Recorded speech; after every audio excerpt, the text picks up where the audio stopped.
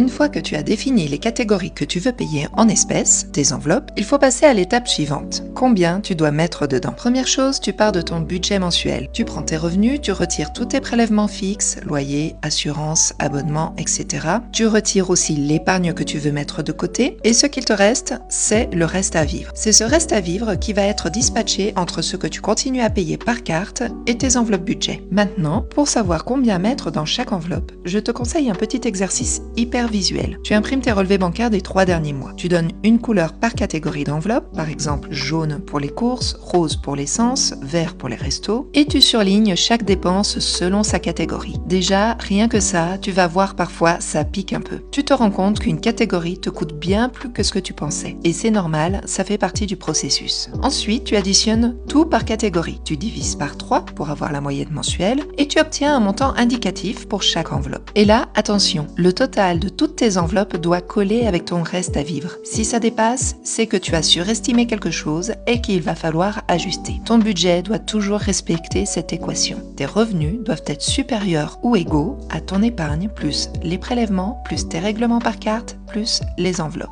C'est un peu mathématique, oui, mais ça te permet de ne pas vivre à découvert et de reprendre le contrôle. Et crois-moi, une fois que tout rentre dans les cases, tu respires beaucoup mieux.